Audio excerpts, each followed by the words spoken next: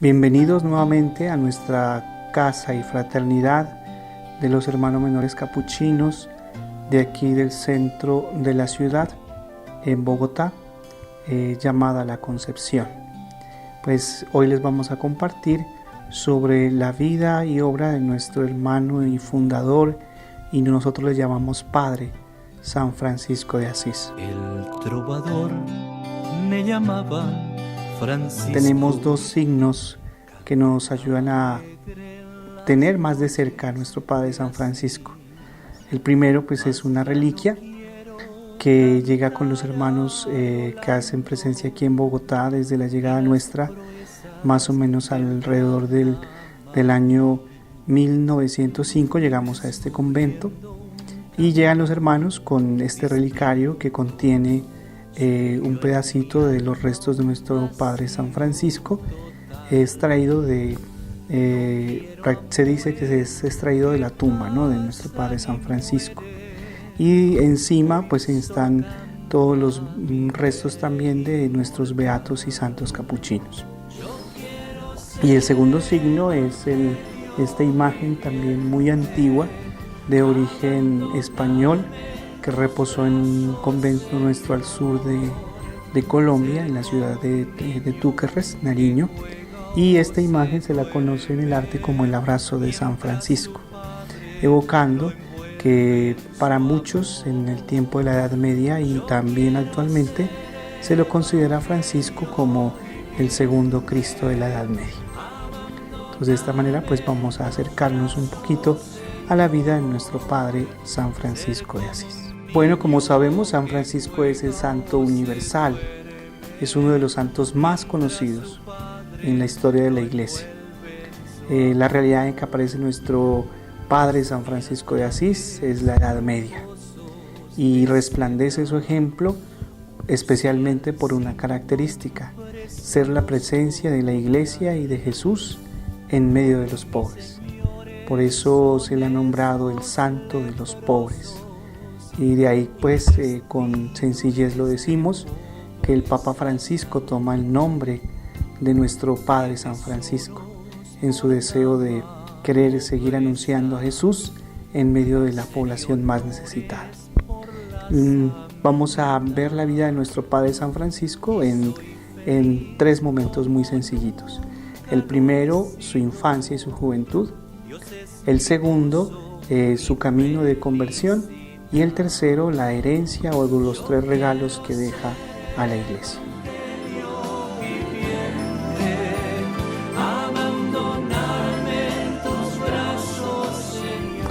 Frente a su infancia o a su historia de familia, pues Francisco nace en una familia comerciante. Su padre, Pedro Bernardone, comerciante de telas. Su madre se dice que es de origen francés, también se dice que es de buen posicionamiento económico, y Francisco pues crece en un ambiente muy cómodo y una vida muy explayada en los lujos y ante todo en el medioevo, pero de los ricos, ¿no? Es ahí donde Francisco comienza su vida normal, especialmente en la búsqueda de prestigio. Desde muy temprana edad descubre, por decir así, un primer llamado a ser caballero para lograr un posicionamiento social para su familia, ya que quien participaba de las guerras de las cruzadas y llegaba victorioso, pues le daba unos privilegios a su familia, y eso quería también Francisco para su padre Pedro y su madre Pica. Entonces, cuando crece, Francisco se enlista para participar de las cruzadas. Como dato curioso, se inscribe 2 veces. En la segunda, cuando él se alista por segunda vez a las cruzadas, pues tiene un acontecimiento muy especial que se le llama el sueño de Spoleto, en el cual, yendo de camino a las cruzadas, Francisco está dormido y tiene un sueño donde ve un almacén lleno de armas y una voz que le dice: Francisco, ¿a quién quieres servir? ¿A Dios? ¿Al Señor, perdón? ¿A quién quieres servir? ¿Al Señor o al amo? Entonces Francisco dice: al amo. Entonces desde ese momento él se dispone a descubrir la voluntad de Dios en su vida. ¿Y cómo la va a descubrir? Él regresa a su casa sin ninguno de los insignias de su caballería. Él la regala y comienza a tener mucho más contacto con los pobres. Va a visitar algunos leprosorios y comienza a interesarse mucho por aquellos que se sienten necesitados del amor de Dios.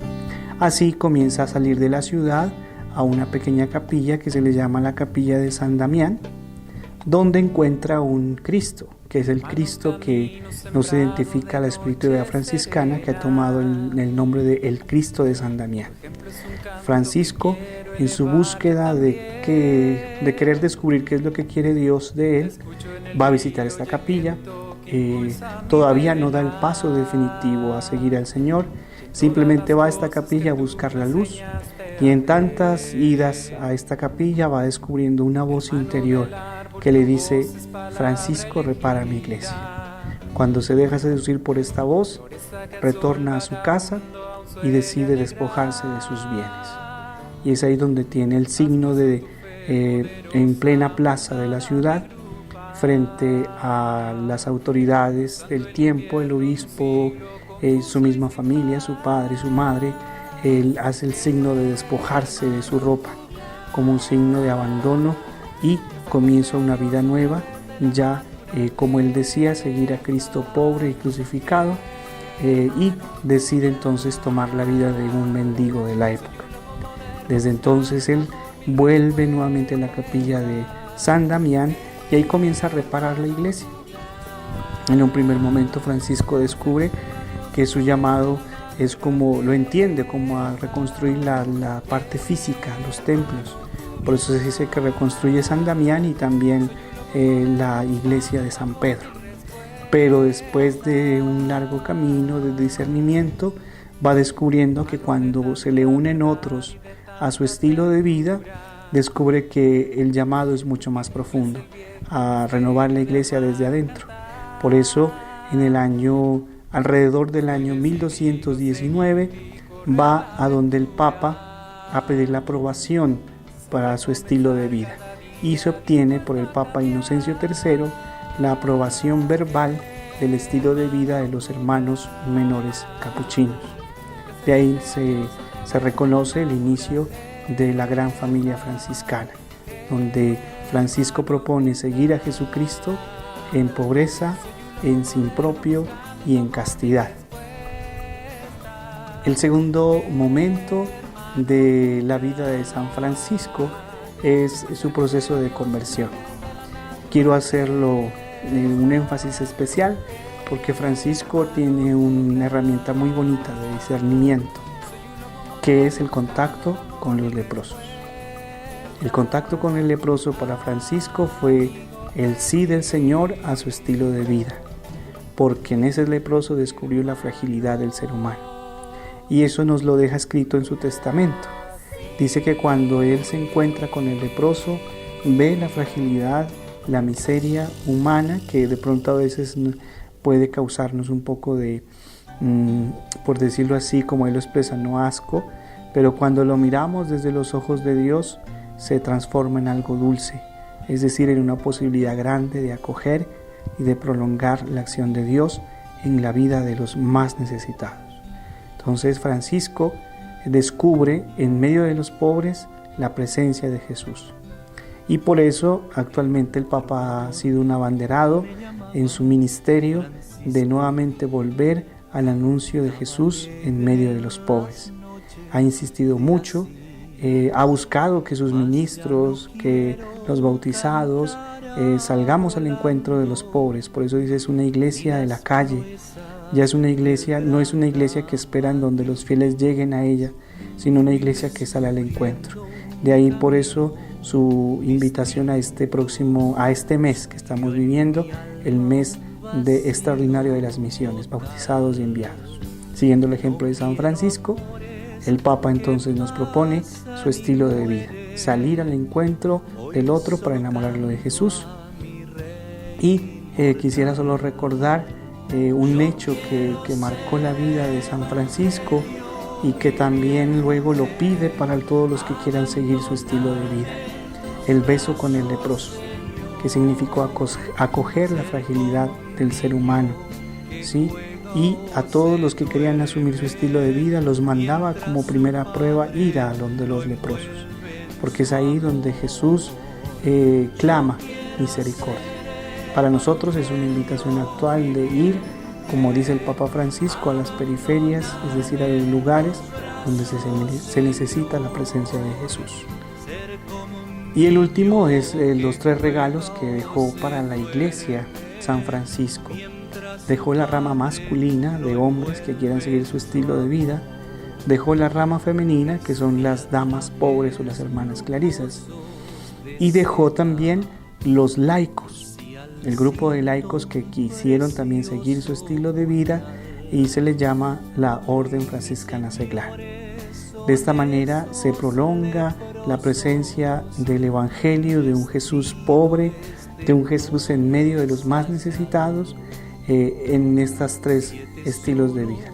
En los frailes, en la rama masculina, anunciar a Jesucristo en medio de los pueblos, y a través de la rama femenina, entregando su vida en la oración por la salvación del mundo. Las hermanas clarisas son de contemplación, y en un tercer momento con los seglares, es decir, con los bautizados, hombres y mujeres, casados, solteros, que enamorados del carisma franciscano siguen haciéndolo presente en el mundo, y también ellos tienen sus apostolados y su misión.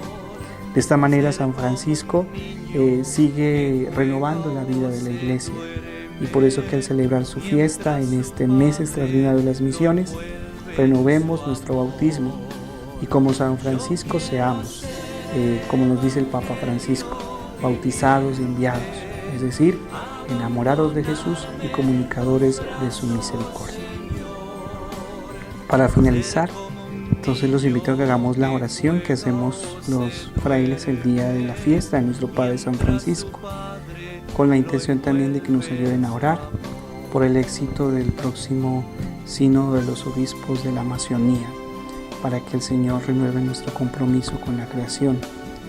Así que como inspiró el amor de Francisco por las criaturas, también nosotros defendamos y cuidemos nuestro planeta. Señor y Dios nuestro, todo bien, que otorgaste a nuestro Padre San Francisco la gracia de semejarse a Cristo por la humildad y la pobreza, concédenos caminar tras sus huellas, para que podamos seguir a tu Hijo y entregarnos a ti con amor jubiloso. Por el mismo Jesucristo nuestro Señor. Amén. Recibimos la bendición de nuestro Padre San Francisco.